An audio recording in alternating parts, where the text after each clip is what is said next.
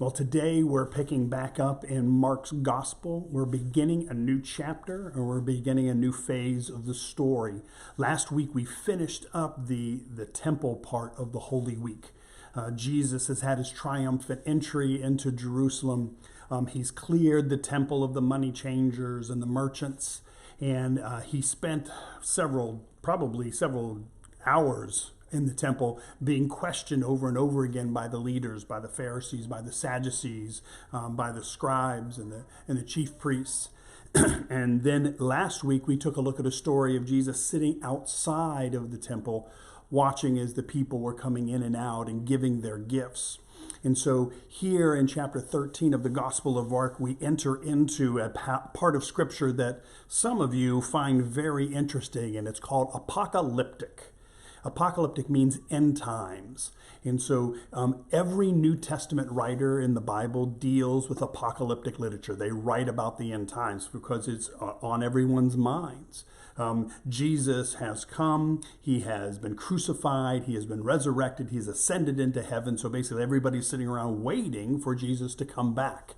In fact, later passages in the New Testament, like the Gospel of John, deals with the fact that people were struggling with the notion that Jesus hadn't come back. They were expecting it to happen imminently, very soon.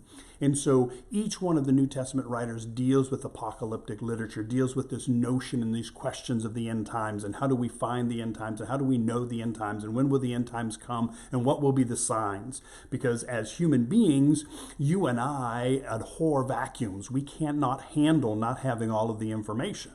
And so we see this in antiquity also. The people wanted to know when this was going to happen, when Jesus was going to return, when there was going to be a new heaven and a new earth, and there was going to be this second coming of the Messiah. And we haven't changed that much. We hear it all the time. We see it all the time. There's prediction after prediction by people that say they know that this is the end times. We're sitting here in a time when there's a pandemic, COVID-19, and people are using COVID-19 as an example of the fact that we are in end times. And so each New Testament writer is dealing with this. We're going to be now in chapter 13 taking a look at Mark's understanding of Jesus' teaching about the end times and the understanding of the end times. So we're going to pick up in chapter 13 of the Gospel of Mark. We're going to start off in verse 1. I hope you have a Bible with you and a writing utensil, something that you can write with in the Bible or take notes on. And as we dive into this, again, as we've done before, we're going to take a look and we're going to read down through the passage. And then we're going to go back and we're going to take a look. Now, we're just going to do a first little section of chapter 13. We're going to be stopping today in verse 8. It's going to go on past this, so please make sure that you tune in next week and the week after so we can continue through chapter 13. Because today we're only going to go through 8 verses. That's about as much as our little brains can handle at one time. So let's take a look at Mark chapter 13. Let's listen to the word of the Lord. Excuse me. As Jesus was leaving the temple, one of his disciples said to him, "Look, teacher, what massive stones, what magnificent buildings." "Do you see all these great buildings?" replied Jesus. "Not one stone here will be left on another. Every one will be thrown down." As Jesus was sitting on the Mount of Olives opposite the temple, Peter, James, John, and Andrew asked him privately, "Tell us, when will these things happen?" Thin pages. "And what will be the sign that they are about to be fulfilled?" And Jesus said to them, "Watch out that no one deceives you. Many will come in my name, claiming I am he, and will deceive many. When you hear of wars and rumors of wars, do not be alarmed. Such things must happen. But the end is still to come. Nation will rise against nation, and kingdom against kingdom. There will be earthquakes in various places and famines. These are the beginning of birth pains." Thanks be to God for the reading of this word. So as you can hear just in the words, without any study at all, just listening to it, and remember the Bible has an oral tradition. So this would have been a story that people would have been listening to. Someone in the group would have been reading it and others would have been listening to it. Reminds me of when I was in college and I took a Shakespeare class. And I took this class and I got this huge book that had all of Shakespeare's writings in it. And the professor would assign a reading, and then we would come back into class and we would discuss that reading. And I remember being so excited and feeling so collegiate and scholarly with my big Shakespeare book, and going back to my dorm and opening it up and reading like the first act of Macbeth and not understanding a word that Shakespeare was writing. I didn't get it at all. And then we'd go back to the class, and the first thing that the professor would do is he'd stand up in front of the class and he'd open up the book and he would start reading Macbeth to us. And sitting there listening to the words, things started to make sense. Things started to come to, and I started to realize that Shakespeare was writing something to be performed for people. Thus, reading it wasn't the right venue. It wasn't the right avenue for understanding. And many times we have to come to the Bible in the same way. Many times we'll read something in the Bible and we'll say, "What? I don't get it." Well, when that time happens, I invite you to either have somebody with you there read it to you, or Google online an audio version of that passage so you can listen to it. And once you listen to it and you're free of that sense of sight, and you can just listen and soak it in, it'll give you a new reflection on it. It'll give you a new interpretation of it.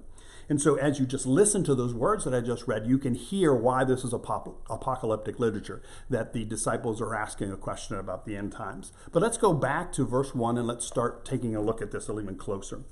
So in verse 1 of 13, it says, as Jesus was leaving the temple. Do you have that in your translations, leaving the temple? Yeah. So we have here a movement, an exit that is happening. There's a change that's going to get ready to go on. This is going to be the last time that Jesus is going to be leaving the temple. Now, in the Gospel of Mark, we don't have any account of Jesus and the disciples going to the temple before this Holy Week, before this triumphant entry.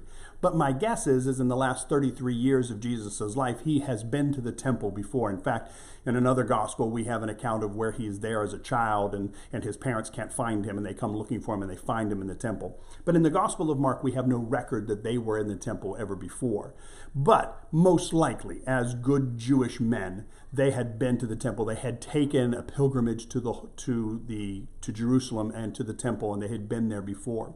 So what we have here at the beginning of chapter 13 is Jesus' final exit from the temple. He will never enter the temple again. So this is the end of it. So as Jesus was leaving the temple, so he's walking away from the conflict. He's walking away from the testing questions. He's walking away from what we studied last week, this notion of the leadership of the church abusing the oppressed, abusing the widows, and stealing their money and stealing their households to build themselves up, to give themselves wealth. So he's leaving the temple. So there's this sense of this exiting, which is very important. It's very essential, especially when we are coming down towards the crucifixion and the resurrection. As Jesus was leaving the temple, one of his disciples said to him, so we don't know which disciple it was. It's not shared. Remember, we believe that Mark was not an eyewitness, that Mark was getting his information from Peter, that Peter taught Mark these stories, and Mark decided it was important to write them down, so he wrote them down. So Peter obviously did not share the name with Mark because Mark would have shared it, but he didn't. So it says, as Jesus was leaving the temple, one of his disciples said to him, look, teacher, what massive stones, what magnificent buildings. Now, we find this to be interesting on many levels. First, we find it to be interesting because maybe this one disciple was from a small town. Maybe he was a hick. Maybe he was someone that never had been to the big city before. And so seeing the temple in this way, seeing the big stones, seeing the grandeur of it really took him back. Because remember, at this time in Jesus' day, the temple would have been magnificent. It would have been very large. It had gold ornate on it. It would have been white. And it would glimmer in the sunshine. So it would have been a very impressive place to see. But also, too, we think it's interesting that this is shared because what has Jesus just done? What has this disciple that's asking the question just experienced? He's experienced a day of Jesus being slammed with question after question after question where the leadership of the church are trying to trick him and trap him. We've come through this, one disciple's been there as Jesus was teaching about the fact that the scribes are robbing and devouring the widows' homes. We've been through there, and this one disciple has been there as Jesus was declaring declaring that the rich who are giving their offerings have nothing compared to this widow that had nothing, and she threw the 2 mites in. So we've had all of these stories, all of this notion of the fact that there is a problem with the institutional church. There's a problem in the temple. But yet as they're leaving, this one disciple turns around and goes, golly, Jesus, look how pretty this place is. He looks and he says, teacher, what massive stones, what magnificent buildings. And let's understand, they were magnificent buildings. The temple was a magnificent looking place, if we could go back in time and see it. But to have that comment fall on the heels of all that Jesus has just experienced, all that the leadership of the church has been doing to Jesus over the past day, is kind of amazing. So the one says to the teacher, teacher, what massive stones, what magnificent buildings. So in verse 2, do you see all these great buildings? So we have this notion that Jesus is responding to this one, but also too, there's this idea that he's talking to all of his disciples. All of his disciples are gathered around, and the one asks the question, and he's addressing that one, but he's really talking to everyone because he doesn't signal the one out. He talks in general terms. Do you see all these great buildings? Replied Jesus. Not one stone here will be left on another. Everyone will be thrown down. Not one stone will be left on another. And everything will be thrown down. Now, we look at this and we can understand in a worldly, earthly, human sense why Jesus would say something like this, because of the fact that he has just come off of a day where he's been pummeled by the leadership. He's come off a day where they've been trying to trick him and trap him. He's come off the day where he has shared about the truth of what's happening to the widows in this community. And so there's this understanding that he has a disdain right now for what the temple represents, not for the temple itself, because it is the house of God, but for what it represents. But it's also essential for us to understand how significant what he's saying is. And now remember, Jesus is walking with his disciples. He's already left, that he's leaving the temple, and he's walking with his disciples. So there's people around, but he's not teaching the crowd. It's kind of like a movement now of people coming and going, and Jesus is with his disciples and they're leaving. And so he's talking directly to them. He's not talking to the crowd. But because of the fact that he's in a crowd, what he says can be heard. What he says can be picked up by the ears of other people who are around. And so what Jesus is saying is very volatile. What Jesus is saying is very powerful, because he's basically declaring a heresy. He's basically declaring something that the leadership of the church would find as basis for arrest. And that is that he declares that the temple is going to be destroyed. Listen to his words again. Do you see all these great buildings? Replied Jesus. Not one stone here will be left on another. Everyone will be thrown down. And so he's declaring that the temple is going to be destroyed. And anybody around outside of the group of the disciples could hear something like that and could say, that's not good. Let's report him, or that's something that is criminal. Now, the disciples themselves, we don't really know at this point what they're thinking, but of course, they had to be alarmed by that because, again, it was such a grand edifice. It was such a huge place. The thought of it being torn down, the thought of it being destroyed, could never even enter their minds. But yet, as we know through history, later in 70 AD, the temple will be destroyed. The temple is going to be destroyed by Rome. It's going to be burnt. They're going to set fires to the base of the temple, and it's just going to melt the stones, and it's just going to break everything down, and the temple will be destroyed. Today, you go to Jerusalem, and you don't see a temple that is grand and intact. You see a temple mount that has broken down. You have a Muslim area, you have a Jewish area, you have a Christian area. You have the Wailing Wall, which they believe is still part of Solomon's original temple. You have the temple of the dome up on top, the Muslim temple on top. So it is broken down. It's definitely not the way that it was. So Jesus makes a prophecy here that does come true, but at the time that he makes it, it's very controversial. It had been very controversial to the disciples, but it also, too, would have been very controversial to anybody who hears it. And it's important for us to understand that he said this within the group within a crowd, even though he wasn't talking to the crowd, that it could be heard. Do you see all these great buildings? Jesus replied. Not one stone here will be left on another. Every one will be thrown down.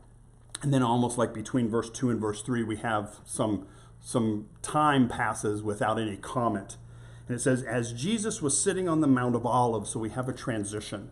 So we go from outside of the temple to the Mount of Olives. And the Mount of Olives is overlooking the Temple Mount, overlooking the city of Jerusalem. This is the place where Jesus came down during the Palm Sunday triumphant entry. He came down riding on the colt. He came down off the Mount of Olives. So he's sitting on the Mount of Olives and he's overlooking the city. He's sitting on the Mount of Olives with his disciples and he's looking at everything. As Jesus was sitting on the Mount of Olives, now look at your translations. As Jesus was sitting on the Mount of Olives in verse 3, opposite the temple. Do you have that, opposite the temple? Yeah, this is a reference to the fact that now there is in chapter 3, verse 3, there's a delineation. There's a separation now. That no, Jesus didn't come to start a new religion. Jesus didn't come to start a new church. Jesus came to fulfill that which God has always intended. He did not come to abolish the law. He came to fulfill it. But yet in this moment, in this time, as he's going through the process of this story, as he's going through his passion, he has now hit this time in chapter 13, verse 3, where he is opposite the temple. He's no longer one with the temple. He's opposite the temple. Even though he has declared the temple to be his Father's house, a house of prayer for all nations, he now has separated himself from the temple because it has become a den of iniquity. It has become a den of thieves. It has become a place where widows lose their households. And so he is opposite the temple. And I think it's important that we have that in our translation, some reference to the fact that not only is he physically sitting opposite the temple, but Jesus spiritually, politically, relationally is opposite the temple now.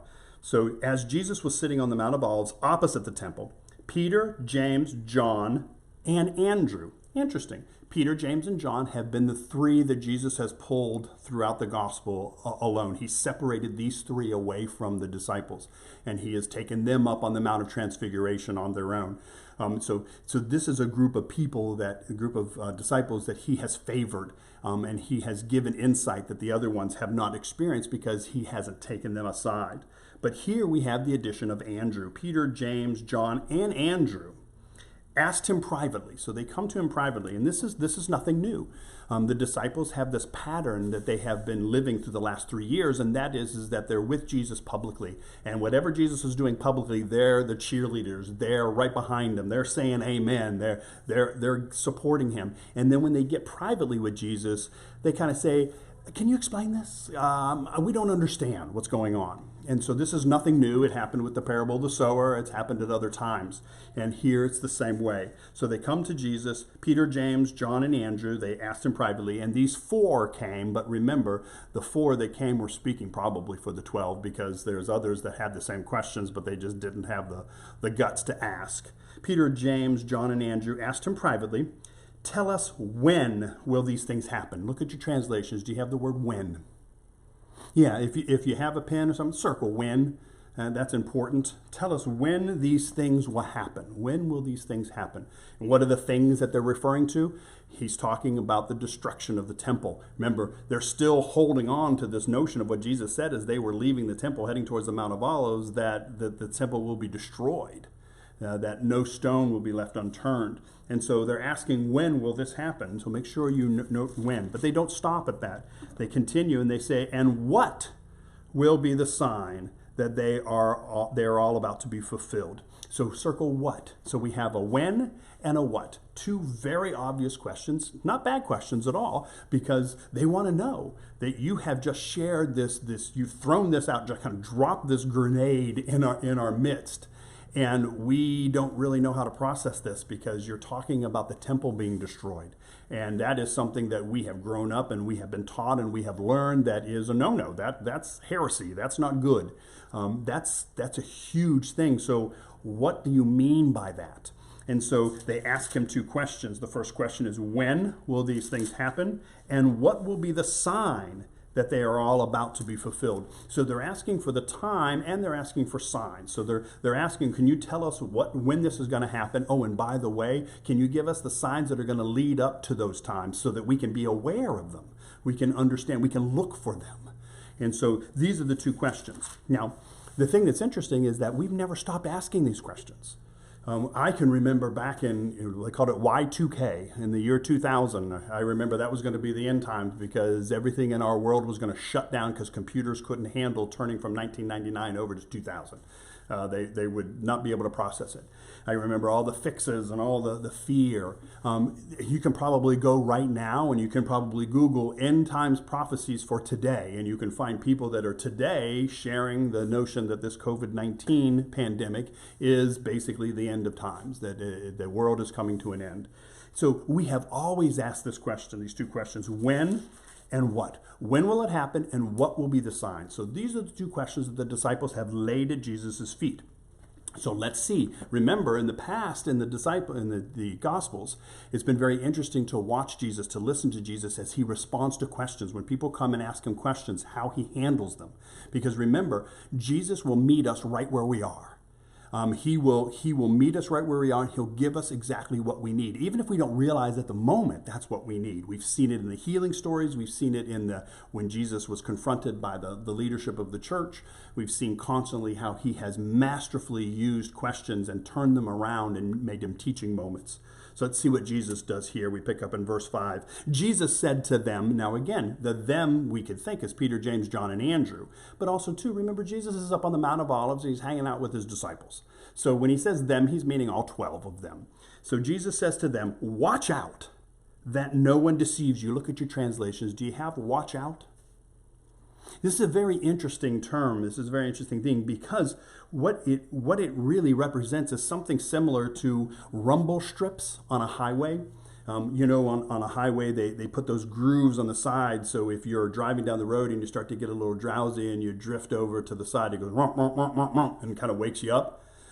That notion of those strips there, that's the notion of the watch out that Jesus is using when you define the Greek. It's this notion of be brought back to awareness. You're not aware, you're sleeping at the wheel type of thing. You're not aware of what's happening around you. So it says watch out, this notion of rumble strips. Watch out that no one deceives you. Do you have that in your translations? Deceives you? Yeah, this is important because each and every single one of us knows what it's like to be deceived. You've been deceived. I've been deceived. We all understand this concept of being deceived. And being deceived isn't something that we want to be. We don't wake up in the morning saying, I cannot wait to be deceived today. That's not something we want to do. We don't want to experience that. But we all have experienced the being deceived by someone. And we've all experienced the other side of it, practicing deception so that we can deceive someone else. And so he says, watch out that no one deceives you. So basically a rough translation, it says, may the rumble strips keep you alert and staying on the road, staying on the course. And that's what he's saying here. Jesus said to them, watch out that no one deceives you. And he says in verse 6, many will come in my name. Many will come in my name, meaning many will come in the name of Jesus, in the name of religion, in the name of faith, in the name of Christianity, whatever the case may be. Many will come in my name, claiming I am he, and will deceive many. Now, Jesus, here you can take a look and say that Jesus is saying that many will come and say that I am Jesus. I am the second coming of Jesus. I am the Messiah. And that is definitely something that we need to be aware of. But also, too, Jesus is also saying here in this passage, be aware, do not be deceived by people who come as a prophet, people who come as someone who is stating that they are sharing what I would give them, sharing the word of God, people who stand up and say this pandemic is the end of the world. Prepare your estates, prepare your households, prepare yourself because the world is coming to an end. You have those shows that you watch on TV about the people who are preparing for the end of the world, and they're making their bunkers and they're stocking up their things. Lots of people are doing that right now because they're ready for this to be the end of the world. And so he's saying, prepare yourself. He's saying, watch out that no one deceives you. Many will come in my name claiming I am he, and will deceive many. Will deceive many. The thing that we know for sure is 100% of the people that from this point into the past that have predicted the end of the world, all of them have been wrong. 100% of them have been wrong. So we know that for a case. So they all deceived people because they were all wrong. Many will come in my name, claiming I am he, and will deceive many. When you hear of wars and rumors of wars, do not be alarmed. Such things must happen. So when you hear of wars and rumors of wars, don't be alarmed. Such things must happen. This is a conversation that we have all the time. Is like, wow, look at all the things that are happening in the world. We must be near the end because all these bad things are happening in the world. And I ask you a question just to present you something to think about. Do you believe that there is more quote unquote bad stuff happening in the world today, or do you believe that because of technology, you and I know about more of the bad stuff that's happening? And I would venture to say that I kind of lean towards that second part, that I think that it's not that the world is worse today than it was before. It's just that we have technology which allows us to experience it, to know what's happening in other countries, to know what's happening on the other side of the globe. And so we have here Jesus saying, I am he. When you hear of wars and rumors of wars, do not be alarmed. Don't be alarmed. Don't lose your head. Don't panic. Such things must happen. Such things must happen. Now understand, I'm not a warmonger. I'm not sitting here saying, hey, let's go to war. But I'm saying that the thing that we must understand is that wars are going to be inevitable. Wars are going to happen. Wars are a part of what this creation is going through. It's something that's going to happen. Yes, do we do everything in our power to avoid wars? Yes, of course, we want to do that, but we must understand that it's going to be a part of our reality. War will always be a part of our reality on this side of eternity. And so do not be alarmed. Such things must happen. But, do you have but in your translations? Circle it, because always pay attention to the buts in the Bible. But the end is still to come. So there'll be wars and rumors of wars, but the end is still to come. That's not the end. The end is still to come. Nation will rise against nation and kingdom against kingdom. Does that sound familiar? Nation rising against nation and kingdom against kingdom. We're seeing that right out of the headlines today. There will be earthquakes in various places and famines. Does that sound familiar? Yes, it does. It does sound familiar. Now, he doesn't add in here that he doesn't say there will be viruses and there will be pandemics, but you can wrap it all up in there that this COVID-19 piece, this pandemic, is horrible. It is a sad state, but it is a part of the process of creation. It's a part of the process of life as we know it on this side of eternity, because listen to the continuation of what Jesus says. There will be earthquakes in various places and famines. These are the beginning of birth pains. Do you have that in your translations? This is the beginning of birth pains. Yeah, exactly. Now, I know that I'm a man, so I have never given birth. I have been with my wife for 2 babies, so I understand a little bit of what this is talking about. Those of you who are watching this have gone through the process of childbirth yourself. You would have even a deeper understanding of this. That what Jesus is saying is that this is not the birth pains, this is the beginning of the birth pains. Now, those of you who have gone through the process, either witnessing it or you've done it yourself, you've gone through the process of birth, you know that pain is involved. You know that this is something that is not that pleasant. It's a part of our human condition, our sin-stained condition. When Adam and Eve committed sin in the Garden of Eden, one of the punishments that came down is that a woman will experience pain in childbirth. That's just a part of the nature of our sin-stained reality on this side of eternity. So what Jesus is saying is that all these things, these wars and these famines and these earthquakes and all these calamities that you're experiencing, all these things that will happen in the world, understand that these are the beginning of birth pains. These aren't the end of birth pains. This is not labor and delivery. This is just beginning of the birth pains.